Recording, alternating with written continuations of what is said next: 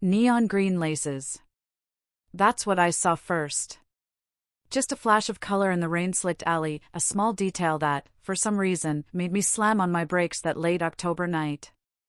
It was 11:42 p.m., pouring down rain in Austin, and I was driving home, probably thinking about work, when my eyes caught that flicker of bright green by a dumpster behind a pharmacy on Congress Street. My heart just stopped. Those were the shoes I'd bought for Chloe, my daughter, that Christmas. I threw on my hazards, left the car practically in the middle of the street, and ran back through the downpour. Up close, it was worse. So much worse. Her coat was pulled over her head like some pathetic, makeshift tent. Her jeans were soaked through, plastered to her. Her old backpack lay streaked with grime beside a sleeping bag that looked absolutely ruined. Traffic hissed past on the main street, a blur of lights, people heading to warm houses, normal lives, while my daughter, my soft-hearted Chloe, lay there unseen, unheard. Chloe? My voice came out strangled, like I was choking on glass. She stirred slowly, like coming up from deep water, disoriented. When she finally looked up at me, I barely recognized her. Her face was streaked with mud, eyes hollow and vacant, lips bluish from the cold. She shook uncontrollably, her whole body just vibrating with cold. Dad. Her voice cracked, a desperate whisper, and then she just collapsed into sobs. He kicked me out. He sold the house. He took everything. I didn't know where to go. My phone died and I couldn't reach you. I just couldn't. I peeled off my own coat, soaked as it was, and wrapped it around her. It was something. Her hands were ice cold, like marble. Her breathing was shallow, rapid. This wasn't just emotional devastation, this was dangerous. How long have you been out here? I asked, trying to keep my voice steady. 4 days? Maybe 5? 5 days. My daughter had been homeless for nearly a week, and I hadn't known. Me. David. Her father. Too busy with work, too busy assuming she was fine because she was married. The guilt hit me like a physical blow, punching the air from my lungs. Can you walk? She nodded weakly. I lifted her, supporting most of her weight. She was far too light, 15 pounds down at least. Her legs nearly gave out twice on the way to the car. I had to stop once, just to hold her upright. I buckled her in carefully, cranked the heat, watched steam rise off her soaked clothes. She just stared ahead, silent, shaking. I didn't ask questions. Not then. But I also didn't pretend I could fix this with a blanket and a sandwich. One look at her blue lips, that violent shivering, and I knew. I dialed 911. My daughter's been outside in the rain for days, I told the dispatcher, keeping my voice steady, professional. She's shaking uncontrollably. Her lips are blue. I think she's hypothermic. Keep the heat on, the dispatcher said. Paramedics are on the way. Chloe turned her head slightly, embarrassed even then. Dad, no. I'm fine. I just want to go home. You don't get to be brave right now, Firefly, I told her gently. You get to be alive. The ambulance arrived in minutes, lights reflecting off the wet brick. 2 paramedics climbed into the car and got to work. Temperature, pulse, oxygen. A warming pack pressed under her arm. One of them looked at me over her shoulder. She's cold and dehydrated. We need to warm her properly. She's coming in, the other added, before Chloe could protest again. At St. David's ER, everything was fluorescent and too bright. They wrapped her in warmed blankets, checked her core temperature, started in 4, asked when she last ate, last drank water, whether she'd hit her head, whether she'd been mistreated. Each question made my stomach twist into knots. When the nurse asked, "Do you feel safe at home?" Chloe glanced at me and something in my chest cracked wide open. I'm taking her home, I said, my voice firm. She's staying with me. The nurse nodded, not judging, just noting it down. By discharge, the shaking had eased, and some color had returned to her face. The doctor spoke to me in the hallway. Mild hypothermia, dehydration. She needs rest, fluids, consistent meals. If anything worsens, bring her back immediately. I will, I said, and I meant it with every fiber of my being. When we finally got home, relief didn't come. Rage did. Quiet, controlled, focused. Someone had done this to my child. And for the first time since Sarah died, 5 years ago, I felt absolutely certain of what I was going to do next. I ran a warm bath for comfort, not treatment. Then she showered, and I made grilled cheese the way she liked it since she was 6. I pulled out her old Firefly mug, a little chipped, impossible to throw away. She came out in a bathrobe, hair clean, and ate slowly at the table, color creeping back into her face like a sunrise that didn't quite trust the day yet. When she finished, she finally spoke. Brendan changed the locks while I was at work, 3 weeks ago. I came home and my key didn't work. There was a note saying my stuff was in storage, Unit 247, and I had 30 days to get it before the auction and that I shouldn't contact him again. Brandon Morrison. The man I'd walked her down the aisle to marry 3 years ago. The man who'd seemed so steady, so safe. Where is he now? I asked, my voice low. Lakeside Residences, with his girlfriend. He showed me pictures while he was packing. Told me how much better the view was, how he was finally going to live the life he deserved. My stomach turned. He sold the house? She nodded. When her phone finally powered on, she showed me everything. Wire transfers. $398,000 from the sale of the home her mother left her. All sent to an offshore account in the Bahamas. Withdrawals totaling $190,000. And then, a forged notarization, transferring the deed into his name 6 months earlier. I compared it with a birthday card she'd signed last year. The left-handed slant, the loops, hers. The forgery was right-handed. He did this 6 months ago, she whispered. Filed everything. I didn't know until he told me to move out. Your house, I corrected her gently. She nodded. He said I'd signed it over. That I had no claim. That if I fought him, he'd make sure I got nothing. She looked like someone who'd survived a war. The cold clarity inside me sharpened, honing into a razor's edge. Go to bed, Firefly, I said. We'll figure this out tomorrow. She cried when she heard the nickname. I tucked her into her old room, told her she was safe. Then I sat in the kitchen with her phone and went through everything. Every text. Every email. Every document. By 5 o'clock in the morning, I had a complete timeline. By 6 o'clock, screenshots backed up to multiple cloud drives. By 7 o'clock, I made coffee and called my son. Ethan answered, groggy. Dad, it's early.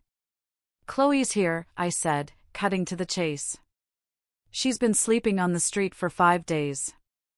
Brendan sold the house, forged her signature, moved the money offshore, and kicked her out. Silence. Then his voice hardened. I'm on my way. You're in Dallas. I'll be there in 3 hours. He hung up. Ethan showed up at 9:15 with a duffel bag and a laptop case. Drove straight through. Probably broke every speed limit between Dallas and Austin. He's 31, for years. Older than Chloe, works in software security for a big tech company. Makes good money. Lives alone in a condo overlooking Puget Sound. When Sarah died, he'd been the one to help me hold everything together while Chloe fell apart. That kid had always been steady in a crisis, calm, methodical, the kind of person who sees a problem and immediately starts working the solution. Chloe was still asleep. Ethan looked at her closed door, then at me. His face was tight, controlled anger. How bad? Hypothermia when I found her. Paramedics treated her. Malnutrition, dehydration. She'd been living in an alley for almost a week, sleeping in cardboard, drinking from a water fountain at the park. His jaw tightened. I could see him processing it, see the calculations happening behind his eyes. Where's Brandon? Lakeside Residences, downtown. Apartment 8C with his girlfriend.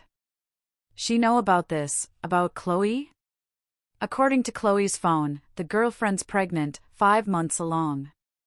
He's been planning this whole thing for over a year, maybe longer. Ethan sat down his bag slowly, deliberately, like he was afraid if he moved too fast he'd punch something. What do we need? I showed him everything. The wire transfer receipts, the forged deed, the property records, the emails where Brendan had been communicating with the girlfriend about their future plans, the timeline of when he'd opened the offshore account, when he'd started withdrawing money, when he'd started moving pieces into place. Ethan pulled out his laptop and started organizing it all. Created a folder structure, made a timeline with specific dates and amounts, cross-referenced everything, found connections I'd missed. He'd always been good with data, with seeing patterns. It's what he did for a living. This signature, he said after 20 minutes, pulling up 2 images side by side on his screen. Completely different. Look at the pressure points, the angle, the flow. He didn't even try to match her handwriting. Just signed his name in a different style and hoped nobody would check. This is going to be easy to prove. Any forensic examiner will spot this in 5 seconds. Yeah. We taking this to the cops? After I talk to a lawyer. Get a strategy first. Make sure we do this right. Chloe came out around 9:30, rubbing her eyes. Saw Ethan standing in the kitchen and froze. Then she was across the room in 3 steps, throwing her arms around him. He held her for a long time. Didn't say anything. Just let her cry against his shoulder while he looked at me over her head. His expression said everything he wasn't saying out loud. When she finally pulled back, he looked down at her, voice gentle. You eat yet? She shook her head. Come on, let's fix that. He made breakfast. Scrambled eggs with cheese, toast with butter, bacon crispy the way she liked it, orange juice. I watched them and felt something I hadn't felt in a long time. My family together, the way we used to be before Sarah died. Before Chloe got married and moved out, before life got complicated and everyone scattered. After breakfast, we sat at the kitchen table, fresh pot of coffee, papers spread out across the surface. Ethan had his documentation organized in a binder. Evidence, timeline, communications, financial records. Here's what we have, Ethan said, flipping through the pages. Forged signature on the deed transfer. That's felony forgery. Wire fraud for moving the money offshore without reporting it. That's federal. Theft by deception for selling property he had no legal right to sell.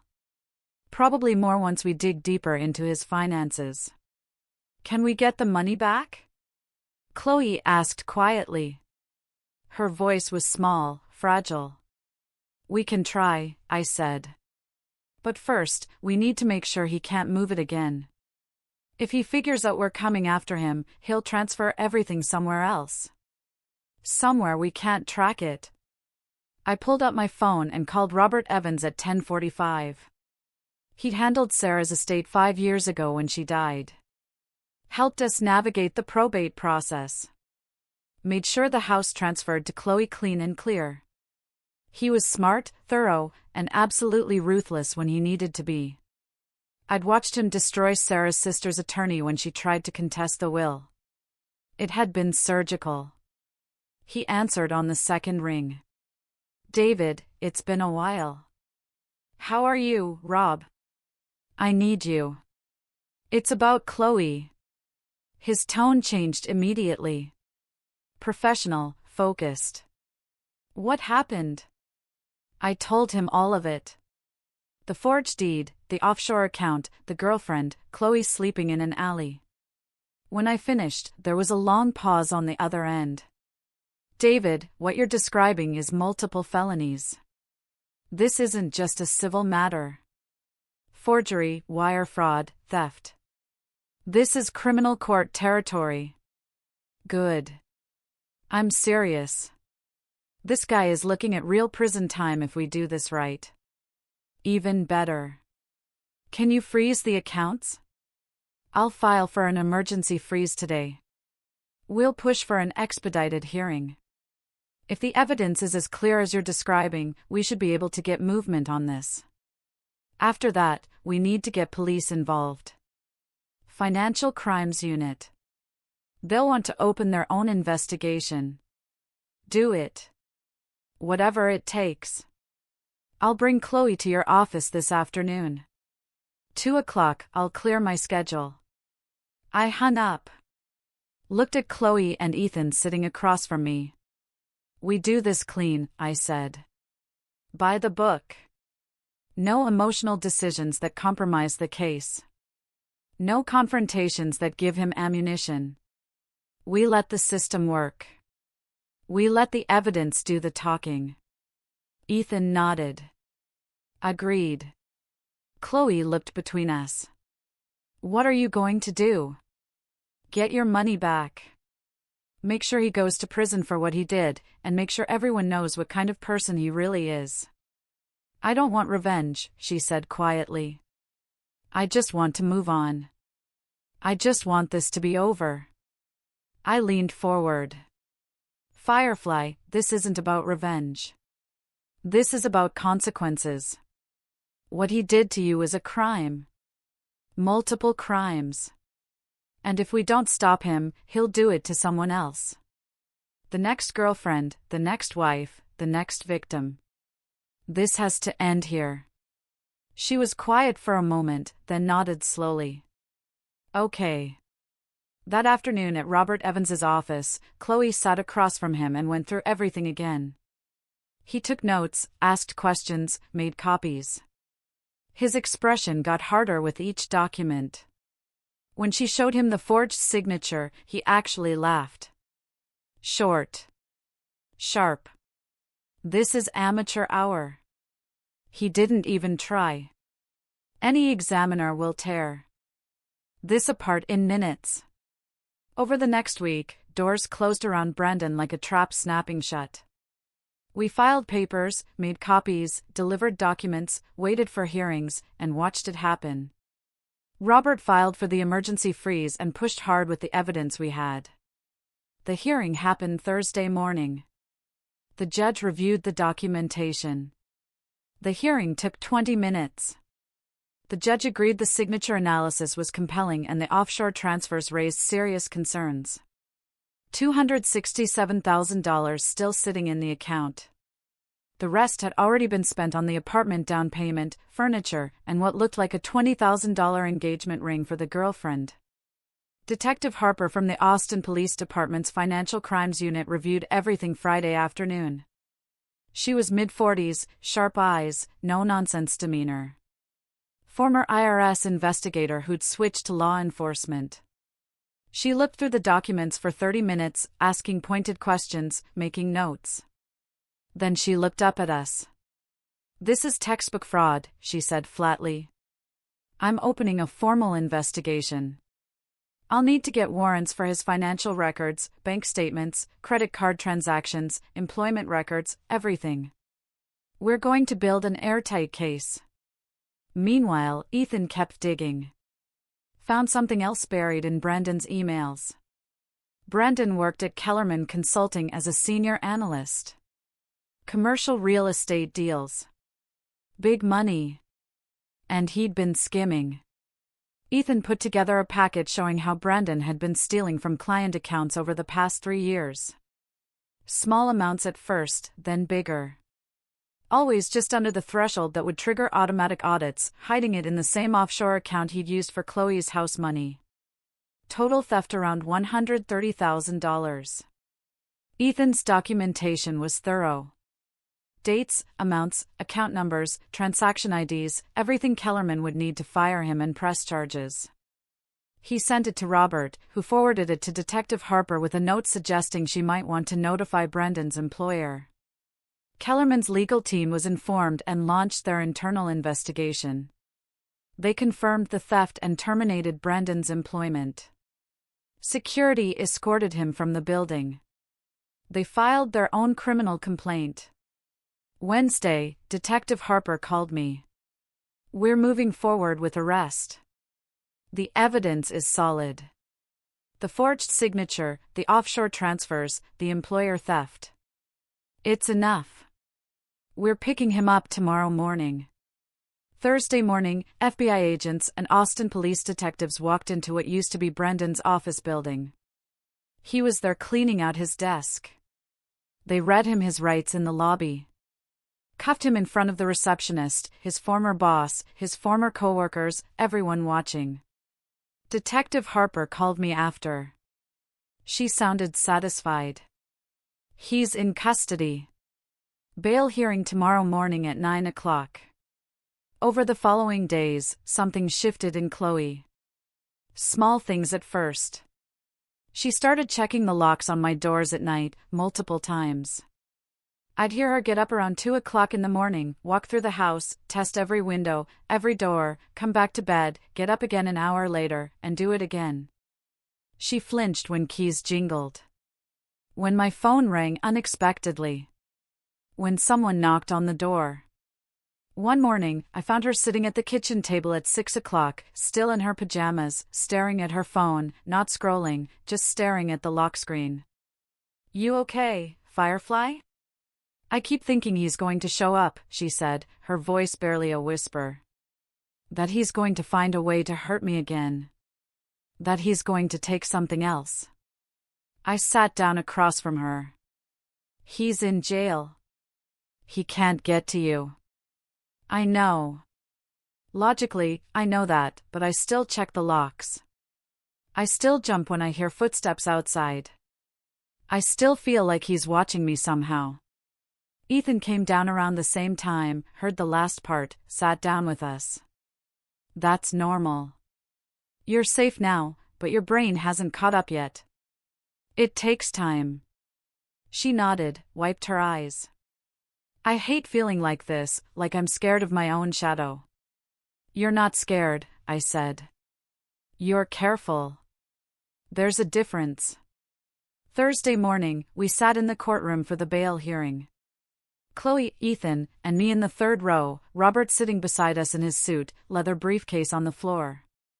The courtroom was cold, institutional, fluorescent lights, hard wooden benches, the smell of old paper and stress. Brendan was brought in wearing an orange jumpsuit, handcuffs, ankle shackles that made him shuffle. He looked like he'd aged 10 years overnight. Eyes red, hair uncombed, stubble on his face. This wasn't the polished, confident man who'd stolen my daughter's house. This was someone who'd realized the walls were closing in. The prosecutor laid it out methodically. Wire fraud, forgery, theft, embezzlement from his employer. Each charge stated clearly, each penalty explained. 10 years for wire fraud, 5 for forgery, 3 for theft. They could run concurrent or consecutive depending on how the judge felt. Stuart Bradshaw, Brendan's lawyer, tried his best. Expensive suit, practiced sympathy. He argued Brendan was a first-time offender, had ties to the community, owned property, would surrender his passport. All the standard arguments defense attorneys make when they know their client is guilty, but they're getting paid to try anyway. The judge didn't look impressed. "Mr. Bradshaw, your client transferred nearly $400,000 to an offshore account using forged documents. He faces federal wire fraud charges and state fraud charges. He has significant means and clear evidence of sophisticated planning. Bail is set at $500,000 cash or bond." Brendan's face went white. His mouth opened, but nothing came out. They took him back through the side door, shackles rattling. Outside the courthouse, Robert pulled me aside. His expression was grim. "He made bail." "What?" His parents. They live in Westlake, retired. They liquidated part of their retirement accounts to post it. He was released an hour ago. Where is he now? Probably at the lakeside apartment. He has conditions. Ankle monitor. Can't leave the county. No contact with Chloe. If he violates any of them, he goes straight back to jail and loses the bail. I felt that cold feeling come back. The same cold clarity I'd felt the night I found Chloe. He's going to run. Maybe. But if he does, he loses everything and adds felony flight to his charges. His parents lose $500,000. He'd be stupid to run. He's desperate. Desperate people do stupid things. That afternoon, I had a decision to make. Robert had been clear. No contact with Brandon. Let the legal process work. Don't do anything that could compromise the case. But something in me needed Brandon to understand this was real, that he was done. 3 days after the bail hearing, Chloe had been working on something, practicing. I'd heard her in her room talking to herself, going over words, stopping, starting again. She came out to the kitchen where Ethan and I were having coffee. I want to go, she said. Go where? Ethan asked. To his apartment. I want to confront him. I want him to see that I'm not broken, that he didn't destroy me. I looked at her. Really looked. She was standing straighter, voice steadier, eyes clearer. You sure about this? I'm sure. I need to do this for me. I looked at Ethan. He shrugged. If she's ready, she's ready. Okay, I said. But we do it smart. We stay in public spaces. We don't give him anything to use against us. We drove downtown at 5 p.m. Rush hour traffic. Took 20 minutes to get there. Lakeside Residences was everything I expected from the pictures Chloe had shown me. Glass facade, steel and chrome, valet parking, doorman in a uniform. The kind of building that costs $3,000 a month for a one-bedroom. We walked past the doorman without slowing down. Confident stride, like we belonged there. He didn't stop us. People rarely stop you when you act like you have every right to be somewhere. Elevator to the 8th floor. Soft music playing. Mirrors on the walls. We rode up in silence. Outside apartment 8C. I could hear voices inside. Brendan's voice, higher pitched than normal. Stressed. A woman's voice responding. The girlfriend, probably. Maya, something. Young, naive. Didn't know what she'd gotten herself into. I knocked. 3 sharp raps. Footsteps inside. Quick, light, then heavier ones. Brandon's. The door opened. Brandon stood there in expensive loungewear. Lululemon joggers, designer hoodie that probably cost $200, holding a glass of wine in one hand.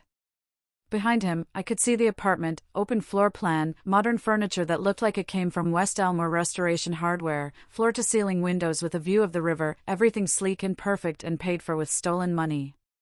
He saw me, and his expression shifted through several emotions in quick succession. Annoyance at being interrupted, recognition, then alarm. What do you want, David? We have nothing to talk about. Tell Chloe to stop harassing me or I'll get a restraining order.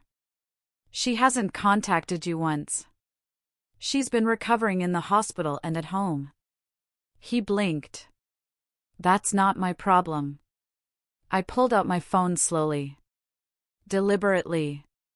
Let him see exactly what I was doing. Accounts frozen. Case is open. Your lawyer calls ours. His face changed. Color draining, starting at his forehead and working down. His hand tightened on the wineglass until his knuckles went white. A woman appeared from the kitchen area. Young, mid-20s at most, blonde hair in a ponytail, very pregnant, probably 6 months based on the size of her belly. She was wearing expensive maternity clothes. Everything about her screamed kept woman, trophy girlfriend. Brandon, who is this? Nobody, Brandon snapped without looking at her. Go inside, Maya. But then Chloe stepped forward, voice firm, strong. Not the broken girl from the alley. Not the scared victim checking locks at 3 o'clock in the morning. Someone who decided to stop running. I'm not nobody. She looked at Maya, voice steady. No tremor, no weakness. I'm Chloe, his wife. You must be Maya. I came because I was done being erased. And I wanted you to hear the truth from me. Maya's eyes widened. Her hand went protectively to her belly. Chloe kept going, each word deliberate. He sold my house, the house my mother left me. Forged my signature on legal documents, stole nearly $400,000, left me with nothing. Left me homeless. You're standing in an apartment he bought with money he stole from me. That's not true, Brendan said, but his voice cracked. Lost all conviction. The handwriting analysis came back yesterday. Chloe held up her phone, showed them both the forensic report. Preliminary assessment confirms forgery. Right-handed signature when I'm left-handed. Different pressure points, different angle. The expert is ready to testify. Brandon lunged forward, tried to grab the phone out of her hand. Ethan moved faster, stepped between them, controlled, not aggressive, just a wall. Brandon swung, wild, panicked, connected with Ethan's shoulder. The elevator dinged behind us. Doors slid open. A couple in their 50s stepped out carrying grocery bags. Saw the scene, stopped, stared. Brandon tried to close the door. I put my foot against the frame, didn't cross the threshold, just held my ground. Public hallway. Not trespassing. Get out! Brandon said, louder now. Desperate. Get out of my apartment. He swung again. Ethan caught his wrist, held it, didn't twist, didn't hurt him, just stopped him. The couple backed toward their unit, watching. Should we call security? The woman asked. Yes, I said, voice calm, level 8. He assaulted my son. Brendan yanked his arm free, stumbled backward into his apartment, lost his balance. The wineglass fell from his other hand, shattered on the hardwood floor. Red wine splattered everywhere, across the floor, the walls, his expensive joggers, the pristine white baseboard. Security arrived within 90 seconds. 2 guys in uniforms saw the broken wine glass, Brendan's face. The couple standing there watching, put it together quick. One of them looked up at the plaque beside the door, then wrote the unit number down on a little notepad like Brandon was a problem tenant they had been waiting to document. What's going on here? This man assaulted my son, I said, gesturing to Ethan. There are witnesses. The security guard looked at Brandon. Sir, is that true? They attacked me. I was defending myself. This is my apartment. We're in the hallway, I pointed out. Public space, and they saw what happened. We can take statements, the guard said. And we'll file an incident report. I looked at Brandon, held his eyes, let him see that I wasn't angry, wasn't emotional, just absolutely certain. This goes through the lawyers. We walked to the elevator. All 3 of us got in. The doors slid closed. Inside, Chloe was shaking. Not from fear, from adrenaline. From finally standing up to him. Ethan looked at her. You okay? Yeah. She laughed, short, sharp. Actually, I really am. 2 days later, Chloe was leaving Robert's office. I was at work. Ethan was at my house. Chloe called me at 3:30. Voice shaking but controlled. Dad, Brendan's here. Parking garage under Robert's building. He's waiting by my car. Stay where you are. I'm coming. I called Ethan. Get to Robert's building. Parking garage. Now. I made it in 12 minutes. Ethan pulled up 30 seconds later. We went in together. The garage was cold, concrete, fluorescent lights flickering. Security desk behind glass at the entrance. I heard Chloe's voice, firm, strong. Get away from my car. Found them on the second level. Brendan blocking her driver's door. She was near the trunk, holding her keys. Not backing down. Brendan looked rough. Unshaven, 3 days of growth, bloodshot eyes, same wrinkled clothes, hands shaking. I just want to talk, he said. We have nothing to talk about. Chloe, please. I made a mistake. I can fix this. No, I stepped into view. Brendan saw me, panicked. You need to leave, I said. Now. This is between me and my wife. Leave. He started moving toward Chloe fast. Don't, Ethan said, coming from the other direction. Brendan ignored him, grabbed Chloe's wrist, yanked her. She pulled back. Don't touch me. Loud, clear, her voice echoing in the concrete space. He shoved her hard. She stumbled into a parked car, hit the side panel, went down. Ethan moved, covered the distance in 3 steps. Don't touch her. Brendan turned, reached for Chloe again. Ethan hit him once, clean, right to the jaw. Brendan went down. Keys spilled from his pocket. A security guard appeared from around a corner. What's going on? He assaulted my daughter, I said. Knelt next to Chloe. You okay? She nodded, pale, shaking. My hip. Brendan scrambled up, blood on his lip. He attacked me. I want to press charges. I saw you shove her, the guard said. He pulled his radio. I need police in the garage. Level 2. Brendan froze, looked at the guard, then he bolted. Ran for his car. A white Camry.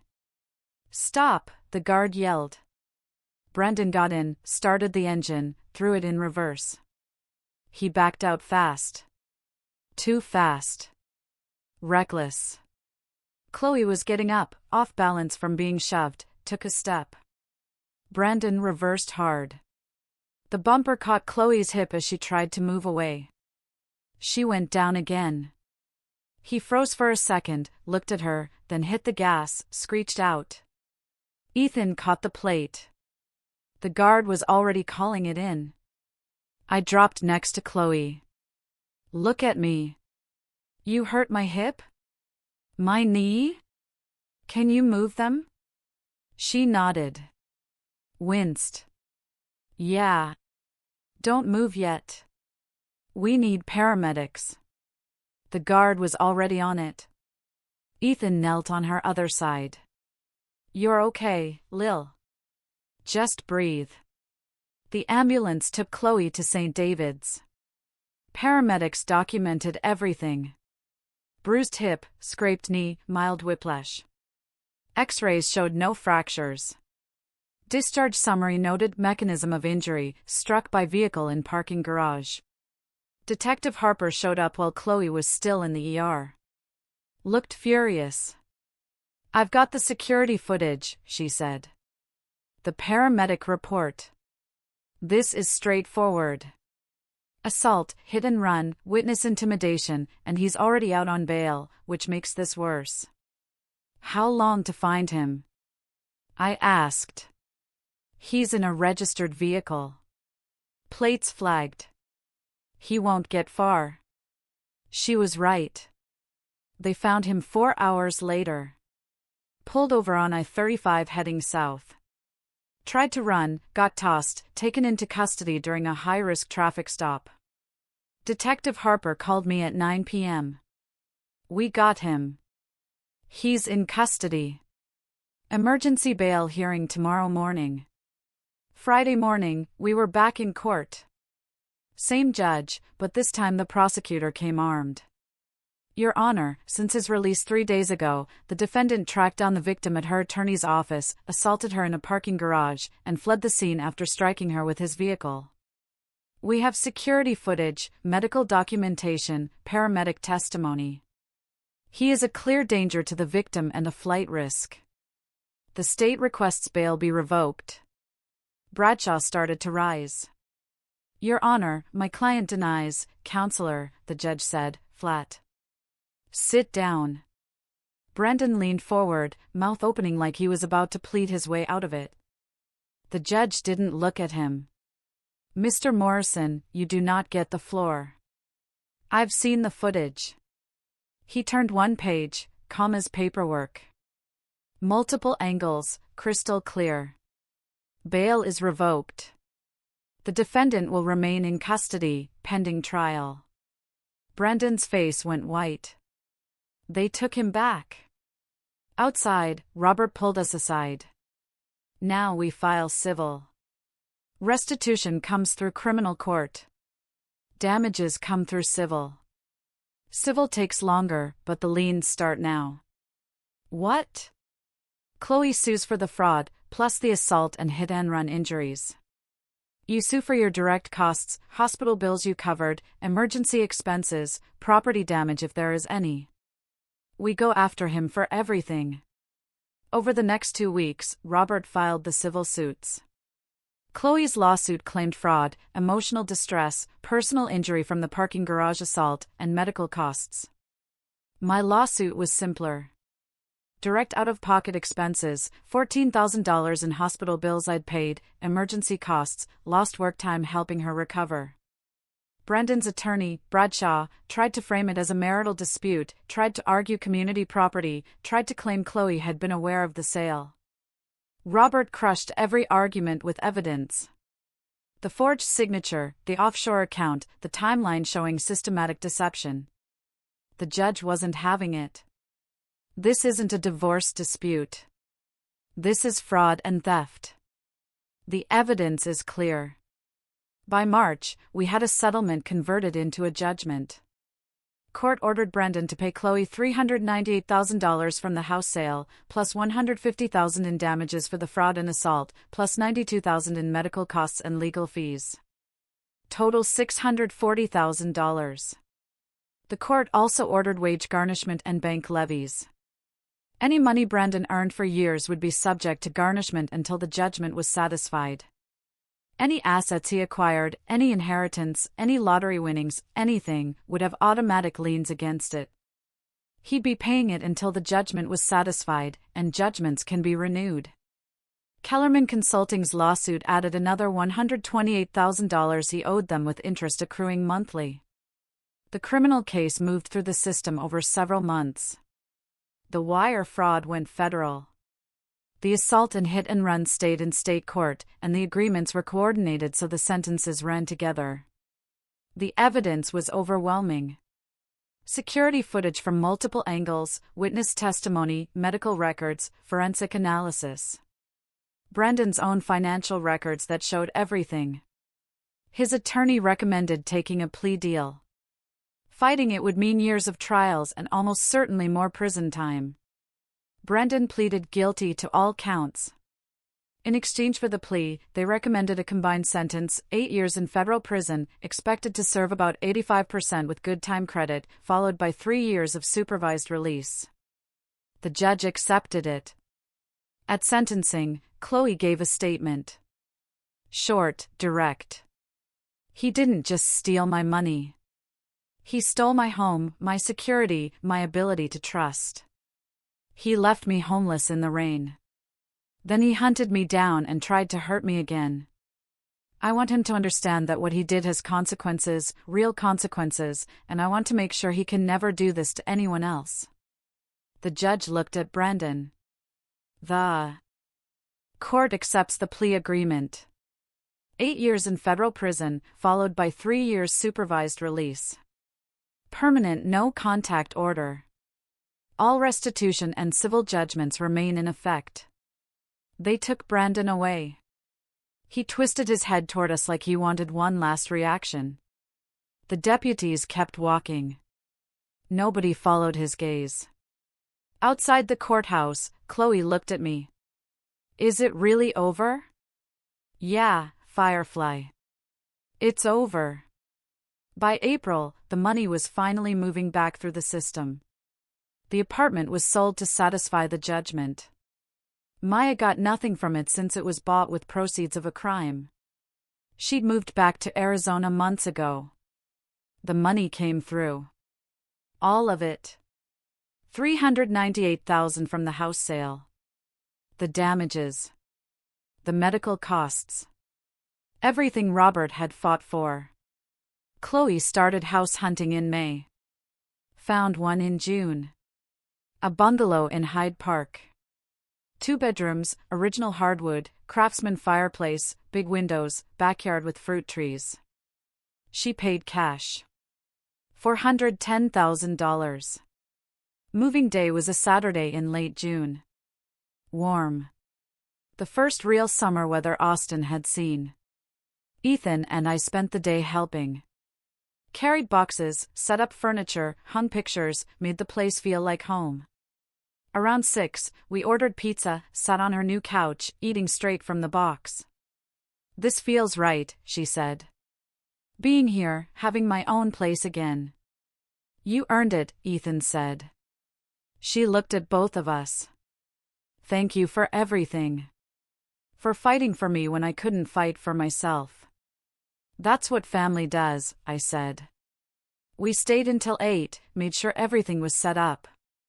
I checked the locks once, started to check them again, then stopped. She was safe. She was capable. She didn't need me hovering. At the door, I hugged her. You good, Firefly? I'm good, Dad. I walked to my car, looked back at the house. Lights on in the windows. Chloe's car in the driveway. Her house. Her life rebuilt from nothing. Ethan stood beside me. She's going to be okay. Yeah, she is. That night, I went home. My phone buzzed around 10:30. A text from Chloe. Checked the locks 3 times already. Old habits, but I'm sleeping in my own house tonight. My house. Love you, Dad. I smiled. Typed back. Love you too, Firefly. The locks will still be there in the morning. I sat on my back porch with tea. Looked up at the stars. Thought about Sarah, about how proud she'd be. About how Chloe had survived something that should have destroyed her. My daughter had been broken, and she'd put herself back together. Not perfectly. Still checking locks, still jumping at sounds, but stronger. Fighting back, moving forward.